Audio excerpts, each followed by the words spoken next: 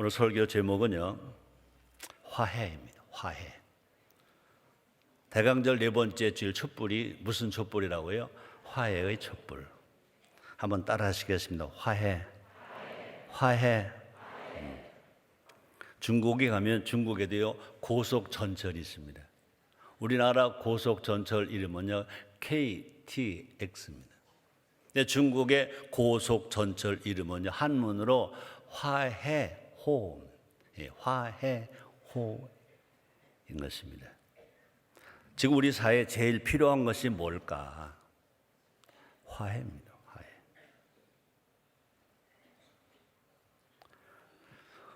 오늘 주일은 그리하면 설교 시리즈로는 9번째 시간이고요.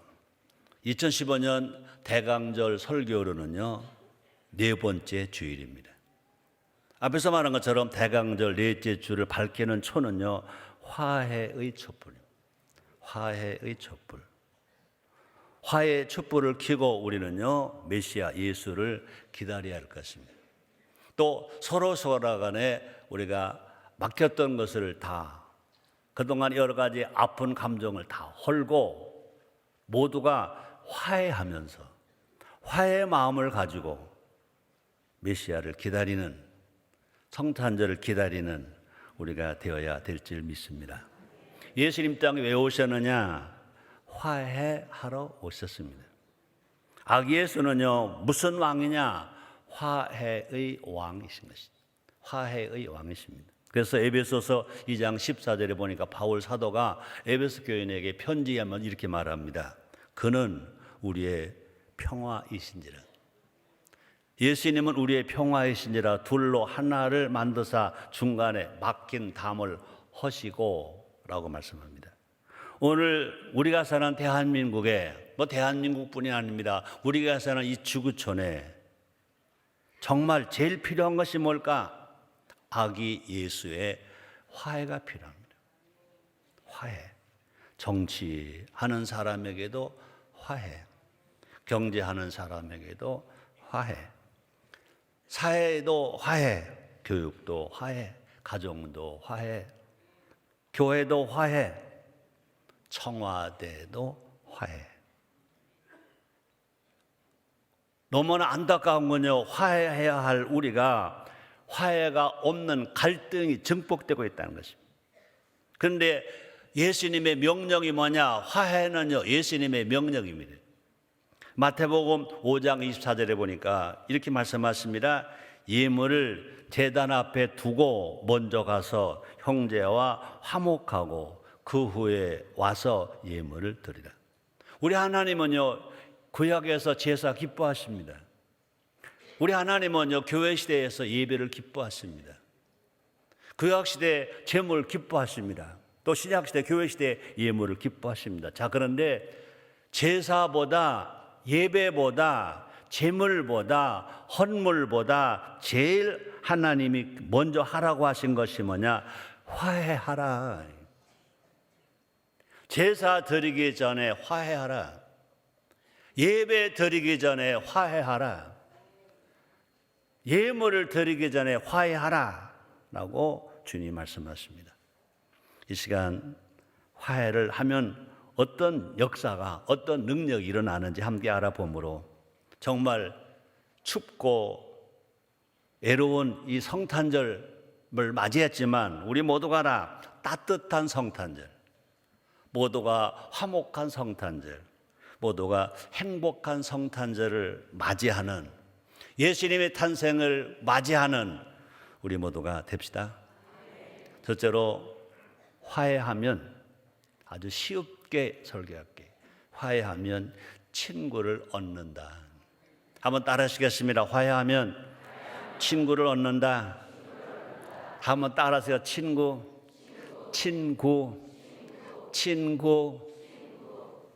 여러분들 친구 몇 명이나 있어요? 정말 친구 있어요? 사람의 행복은 뭐냐? 물질이 아닙니다. 명예와 권세도 아닙니다. 사람 행복은 사람입니다. 그 사람도 어떤 사람이냐? 친구가 있는 사람. 사람의 행복은 뭐냐고요? 친구입니다. 친구. 에덴 동산에서 인간은요, 너를 나로 받아들였습니다. 아담은 하와를 뭐라고 말했습니까? 분명히 아담과 하와는요, 사람은 다른 존재인 것입니다. 그런데 아담이 뭐라고 말합니까? 하와를 보라고 말하기를 너는 내 뼈 중에 뼈요, 내 살 중에 살이라 고 불렀습니다. 이때 인류는 행복했습니다. 얼마나 행복했을까? 자, 그런데 그 중간에 뭐가 들어왔습니까? 죄가 들어왔습니다. 죄는요, 관계를 파괴했습니다. 너와 나 사이의 갈등과 분열을 가져왔습니다. 이제 인간은요, 죄가 들어오고 나니까 처음에는요, 너가 내가 됐는데 이제는 너를 누구라고 말합니까? 나도 아니고 너도 아닌 그냥 제3자 그가 돼버리고 마는 것입니다. 그래서 아담은 하와를요, 뭐라고 말합니까? 이제 죄가 들어오니까 하나님이 나에게 준 그 여자가 먹으라고 그래서 먹었나이다. 그가 돼버리고 맙니다. 그렇게 되니까 가인은 동생 아벨을 죽입니다. 인류는 놀라운 발전을 이루었지만 경제가 발전했습니다. 과학이 발전했습니다. 그렇죠? 물질도 많아졌습니다. 그런데 행복하다고 말하는 사람이 너무나 없는 겁니다. 그래서 여기서도 저기도 행복해야 될 것인데 여기서도 아파, 저기서도 힘들어, 여기서도 불행, 저기서 불행이라는 말들을 노래처럼 부르고 있다는 것입니다. 예수님의 탄생을 기념하는 2015년 성탄절이 가까워오고 있습니다. 2015년 한 해가 저물어갑니다. 마음 한편이 춥고 어둡다면 생각해 봐야 할 것입니다. 자기 주를 돌아보아야 할 것입니다. 혹시 깨어진 관계는 없는지, 원수된 관계는 없는지 돌아봐야 할 것입니다. 혹시 주위에 정말로 친구들이 있는지, 내가 생각해 줄 친구, 나를 생각해 줄 친구가 있는지 돌아봐야 할 것입니다. 그렇습니다. 우리 예수 믿으면 구원받습니다. 구원은 개인적이지만 그러나 천국은 함께인 것입니다. 행복은 함께인 것입니다. 너가 있어야 내가 행복한 것입니다. 친구가 있어야 행복한 것입니다. 우리 마음에 화의 촛불을 밝혀야 될 줄 믿습니다. 왜 친구 사이가 멀어졌느냐? 왜 친구가 없어졌느냐? 이제 친구를 만들기 위해서 각자 자기 마음속에 화의 촛불을 밝히자는 것입니다.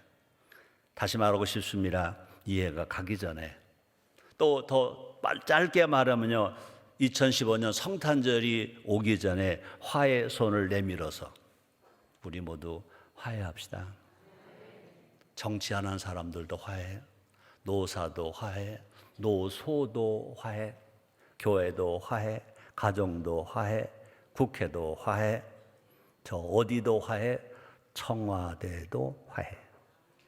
예수님은 이 땅에서 사람들의 친구가 되셨습니다. 용서받지 못한 자의 친구가 되신 예수님, 또 왕따 당한 자의 친구가 되신 예수님, 또 뿐 아니라 소외된 자의 친구가 되셨습니다. 볼까요? 누가복음 7장 34절에 보니까 이렇게 기록되어 있습니다. 인자는 와서 먹고 마심에 너희 말이 보라 먹기를 탐하고 포도주를 즐기는 사람이요 세리와 죄인의 친구로다 하니라. 예수님은 하나님이십니다. 구세주십니다. 죄가 없으십니다. 그럼에도 불구하고 이 세상에서 죄인들과도 친구가 되시고 세리와도 친구가 되시고 애로운 자하고도 친구가 되시고 모든 친구가 되셨다는 것입니다. 화의 촛불을 밝히심으로 말미암아 수많은 친구 얻으셨습니다. 우리 하나님은 어제나 오늘이나 영원토록 동일하십니다. 우리 예수님 어제나 오늘에 영원토록 동일하십니다. 오늘도 그 예수님 성령을 통하여 우리와 친구 되시려고 여기 와 계십니다. 여러분들의 마음을 여세요. 그리고 마음에 손을 내밀어서 그 예수님을 잡으세요. 우리의 친구가 되시고, 그래서 다시 죄를 용서해 주실 것이고, 약한 것은 강하게 해 주실 것이고, 없는 것 있게 해 주실 것이고, 병은 치료해 주시는 역사가 일어나게 될 줄 믿습니다. 마찬가지입니다. 이제 우리가 화해의 손을 내밀면 우리는 친구를 얻을 수 있습니다. 우리 속담에 그런 말이 있습니다. 오는 말이 고와야 가는 말이 곱지. 그는 망할 속담입니다. 가는 말이 고와야 오는 말이 고운 건데, 내가 먼저 손을 내밀면 분명히 상대가 손을 내밀게 되어 있습니다. 내가 화해를 원하면 분명히 화해는 이루어지는 것입니다. 내가 용서하면 용서받고 살아갈 수가 있습니다. 성경에 나온 인물들 보자고요. 야곱처럼 철저히 회개함으로 화해의 손을 내밀자는 겁니다. 요셉처럼 긍휼의 마음을 품고 또 화해의 불을 밝히자는 겁니다. 또 사도 바울처럼 혈기를 죽이고 화해의 편지를 띄워보자는 것입니다. 야곱은 에서를, 또 요셉은 가족을, 또 바울은 마가를 다 얻었잖아요. 우리가 화해의 손을 내밀면 잃어버렸던 친구, 잃어버렸던 가족, 잃어버렸던 관계를 다 회복할 수 있다는 것입니다. 그래서 디모데후서 4장 11절에서 사도 바울은 이렇게 말합니다. 누가만 나와 함께 있느니라. 내가 올 때에 마가를 데리고 오라. 저가 나의 일에 유익하니라. 그렇습니다. 세상을 얻으면,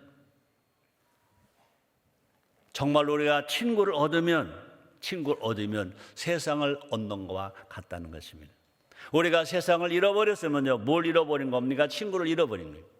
자, 그럼 어떻게 해야 우리가 친구를 얻을 수 있느냐?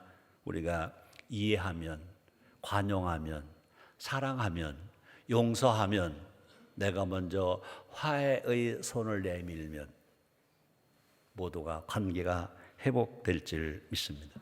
사랑 성도 여러분들이요, 2015년 성탄절이 오기 전에 우리가 지금 화해의 촛불을 밝힌 것처럼 화해자가 먼저 되어서 모두가 회복되는 은혜, 또 뿐나 성탄절날 주시는 하나님의 놀라운 기적이 여러분 것 다 되시기를 주의 이름으로 축복합니다. 두 번째입니다. 화해하면 마음에는 평화가 온다. 한번 따라 하시겠습니다. 평화. 앞에서는 뭐라고 그랬어요? 화해. 지금 평화. 그렇습니다. 행복은 어디에 있습니까? 마음에 있습니다. 마음이 평안해야 행복한 겁니다. 마음이 평안해 행복한 것입니다. 그런데 마음의 평화가 오려면 어떻게 됩니까? 사람과 사람, 친구와 친구, 이웃과 이웃끼리 뭐에 대해 화해하면 마음의 평화가 온다. 신발에 작은 모래 알갱이가 들어갈 때가 있습니다. 그냥 내버려 두면요, 얼마나 신경이 써지는지 몰라요. 또 그냥 놔두면요, 발에 병이 납니다. 발에 병이 나면요, 정상적인 생활이 어려워집니다. 많은 한국인들의 마음에요, 작은 모래 알갱이를 품고 산다, 그런 말들 합니다. 그 모래 알갱이는요, 결과적으로 발에 병을 나게 하는 것처럼 마음에 모래 알갱이가 들어오면 마음에 뭐가 생깁니까? 화가 생깁니다. 그 화는 무슨 화냐? 한이 되는 화입니다. 그래서 화병, 우라병이라고 말합니다. 자, 근데 어떤 자료에 보니까요, 전 세계에서 화병이 있는 나라, 우라병이 있는 나라는요, 한국인이 제일 많다는 거죠. 다른 나라는요, 우라병이 없대요. 화병이 없대요. 근데 대한민국 국민에게 우라병이 제일 많대, 화병이 제일 많대. 그래서 미국 정신의학협회에 한국민족질병이라고 등록되는 만큼, 그래서 우라병이 뭐냐, 화병이 뭐냐, 그것은요, 미국 정신의학협회에서는요, 그것은 한국민족의 질병이다 그래요. 예, 한국민족의 질병. 그러니까 화병이나 우라병은 뭐냐, 한국민족의 질병이다. 그러니까 다른 나라에는 없다는 것입니다. 우리 국민들은 너도 나도 마음을 평안하지 못하다는 거예요. 울분을 품고 살아간다는 것입니다. 예전에는 그 울분을 혼자서 사귀었습니다.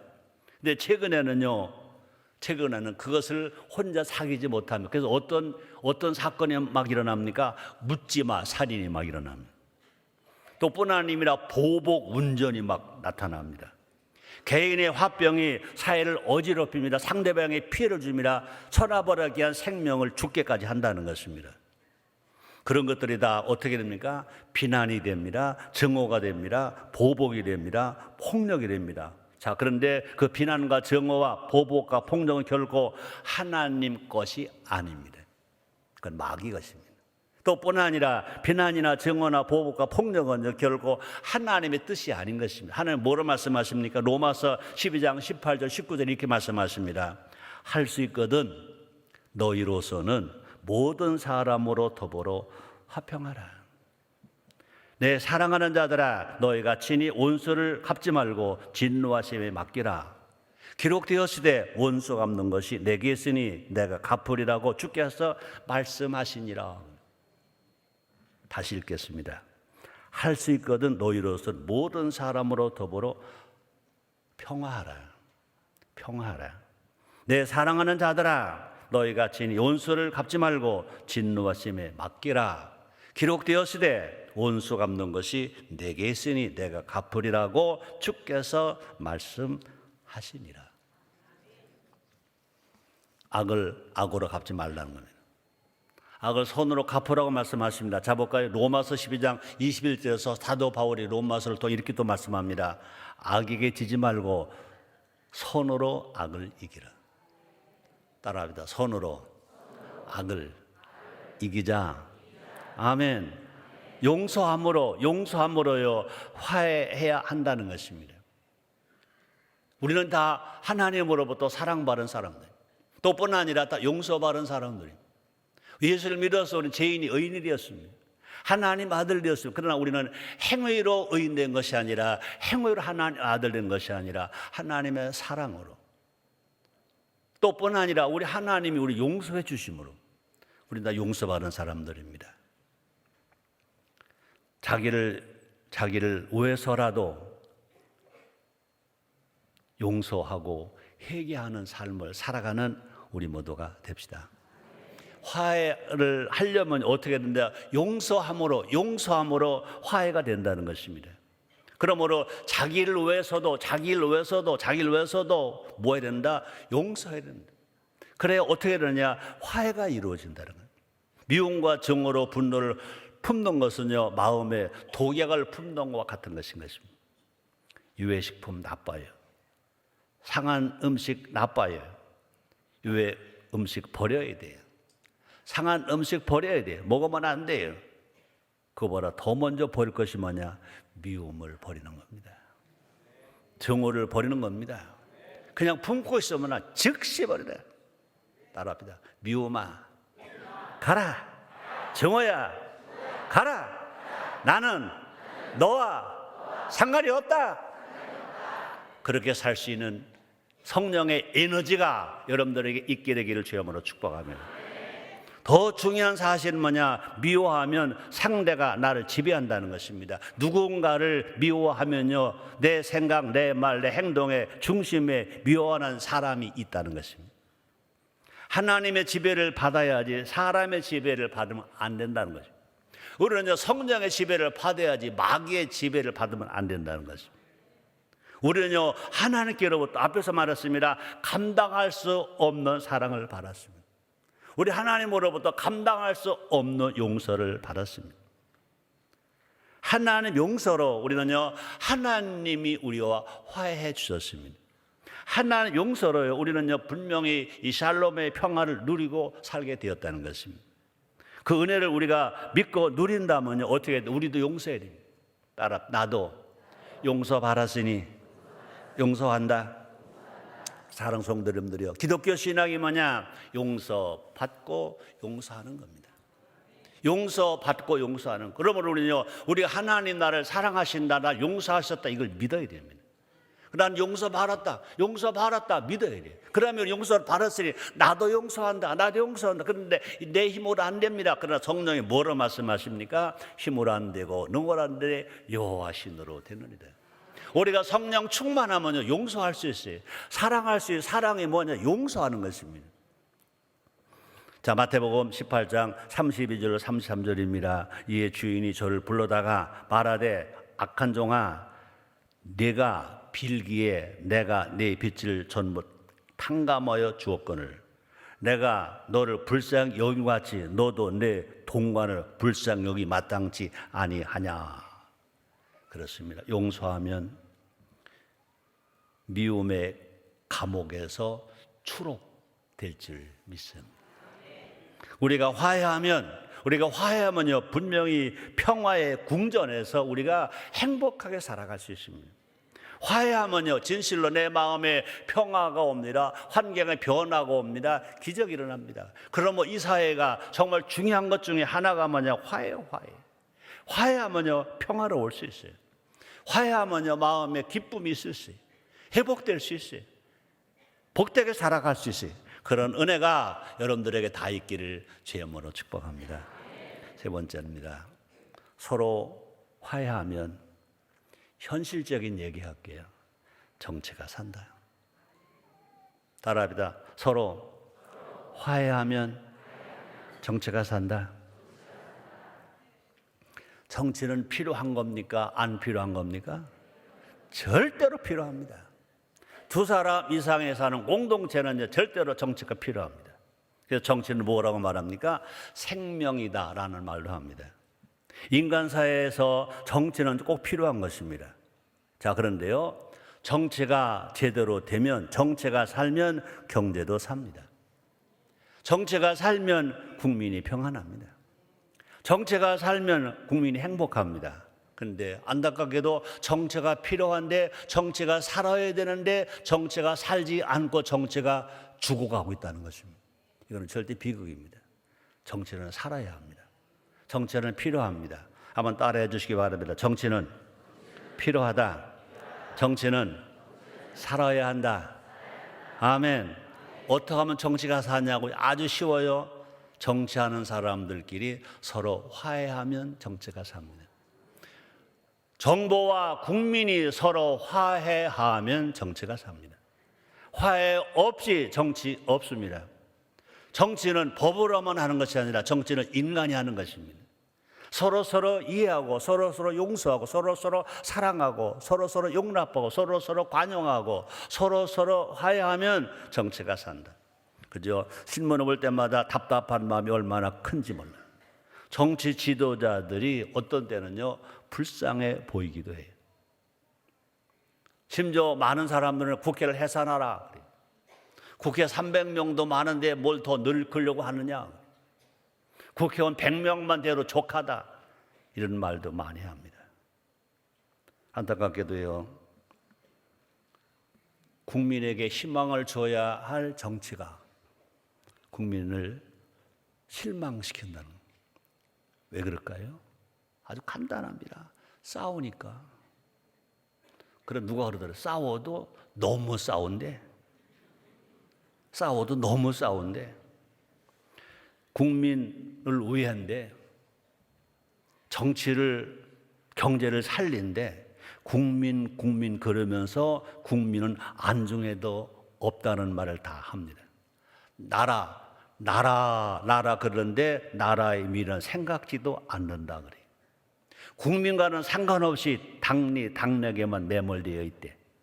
나라를 왜 결정하는 것보다는 어떻게 하면 자기 표를 얻어서 그 다음에 다음번 20대 국회 당선될까만 생각했는데, 이건 내 말이 아닙니다. 그저 기사에 나온 걸 제가 전달할 뿐입니다. 이런 말도 합니다. 정치꾼은 많은데 정치 지도자는 안 보인다. 정치 지도자가 되어야지 정치꾼이 되면 안 된다. 서로 화해하면 좋은 정치 지도자가 될 줄 믿습니다. 서로 싸우면 정치꾼만 될 것입니다. 지금처럼 서로 욕하고 싸우기만 하면요, 성경은 뭐라고 말합니까? 성경을 그대로 전할게요. 지옥 갈 수도 있다는 것입니다. 볼까요? 마태복음 5장 22절입니다. 마태복음 5장, 6장, 7장은요, 우리 예수님의 산상수훈이신 것입니다. 이렇게 살아야 될 것을 말씀하셨습니다. 자, 볼까요? 나는 너에게 이르노니 형제에게 노하는 자마다 심판을 받게 되고 형제를 대하여 나가라 하는 자마다 공에 잡히게 되고 미련한 놈이라 하는 자는 지옥불에 들어가게 되리라. 내 한 말이 아닙니다. 예수님이 하신 말입니다. 예수님 구원만 우리가 예수님 구원을 받으면 하나님 아들 됩니다. 그런데 어떻게 살아야 할 것을 말씀하시면서 예수님 직접 하신 말씀입니다. 나는 너희에게 이르노니 형제에게 노하는 자마다 심판을 받게 되고 형제를 대하여 나가라 하는 자는 공에 잡히게 되고 미련한 놈이라 하는 자는 지옥불에 들어가게 되리라. 정치 지도자라면 뭘 해야 할까? 정치를 해야 합니다. 통치가 아니라 정치. 통치가 아니라 정치. 과거 왕정 시대는 통치입니다. 군사 독재 시대는 통치입니다. 왕이 뜻대로 백성을 다스리는 것 통치의 시대일 것입니다. 지금은 민주주의 시대입니다. 대한민국 헌법 제1조 제1항이 뭡니까? 대한민국은 민주공화국이다. 대한민국은요 민주공화국. 대한민국은요 민주의 나라입니다. 대한민국은요 한쪽만 잘 되는 것이 아니라 공화국인 것입니다. 우리나라 개국 정신이 뭡니까? 경전애인 홍익인간 정신인 것입니다. 다시 말합니다. 민주주의는 통치가 아니라 정치의 시대입니다. 정치가 뭐냐? 다양한 이해관계를 조정해서 통합하는 것이 정치입니다. 큰 사람 소리도 듣고 작은 사람 소리도 듣고 여당 소리도 듣고 야당 소리도 듣고 모든 소리를 다 들어서 다양하게 나라를 위해서 일하는 것, 그것이 정치일 것입니다. 사회 구성원이 다양합니다. 생각과 의견과 추구한 방법도 다양합니다.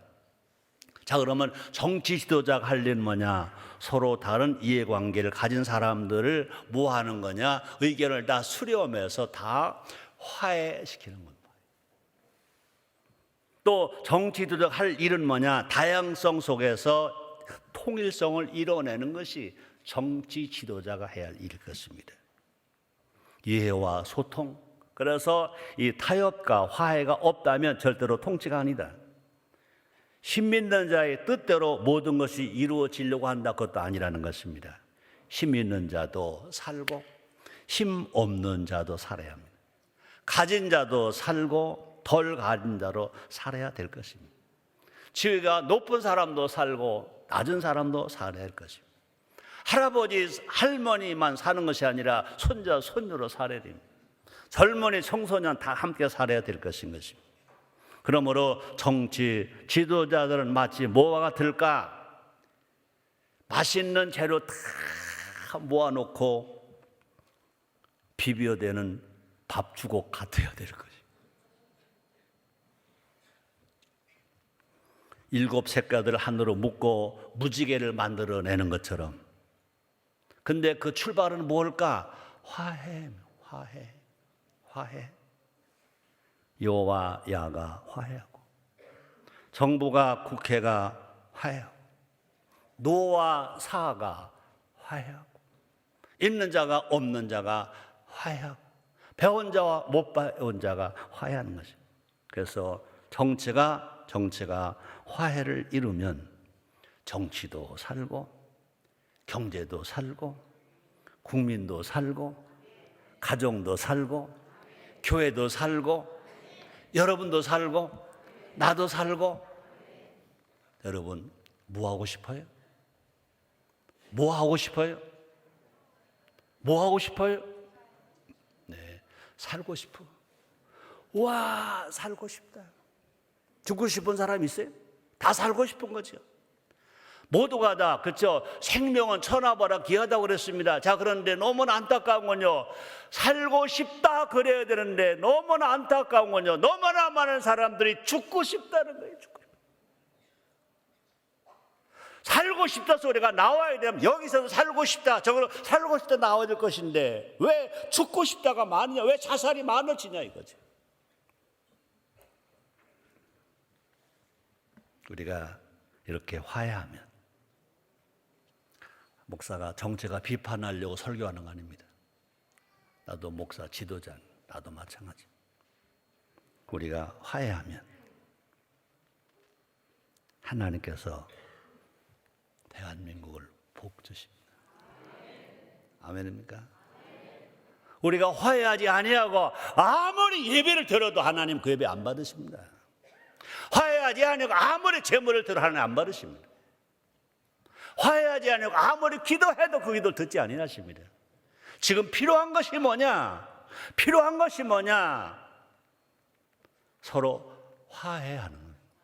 그래서 2015년 성탄절 앞두고 네 번째 주일, 해마다 대강절 네 번째 주일의 촛불은 무슨 촛불입니까? 화해의 촛불입니다. 화해하고 예수님을 기다려라. 화해하고 성탄절을 기다려라. 이 메시지가 우리에게 주신 메시지인 줄 믿습니다. 결론 지을게. 오늘 설교 제목이 뭐죠? 화해. 혼자서는 안 됩니다. 둘이면 됩니다. 셋이면 더 잘 됩니다. 어떻게 해야 둘이 될까? 어떻게 해야 셋이 될까? 화해하면 둘이 되고 셋이 되어서 너와 내가 무리가 되고 함께가 될 줄 믿습니다. 무엇으로 가능하냐? 아기 예수로 가능합니다. 무엇으로 가느냐? 그 아기 예수를 믿고 예수의 영 성령으로 충만하면 성령은 화해의 영이십니다. 예수님은 화해의 주가 되시는 것입니다. 우리 모두가 다 화해의 촛불을 밝히고 예수님을 기다리는, 맞이하는 우리 모두가 됩시다. 그리하면 너도 잘 되고 나도 잘 되고 모두가 상 받고 모두가 행복하고 모두가 잘 될 수 있습니다. 그래서 전도서 4장 9절에 말씀합니다. 두 사람이 한 사람 벌어 나음은 저희가 수고함으로 좋은 상을 얻을 것임이니라. 기도하겠습니다. 하나님 감사합니다. 오늘 성탄절, 대강절 네 번째 주 화해의 촛불을 밝히고 오늘도 말씀을 주셔서 감사합니다. 이 사회에 제일 필요한 건 화해입니다. 화해하기 원합니다. 성령님 도와주시옵소서. 예수님의 이름으로 기도드리옵나이다. 아멘.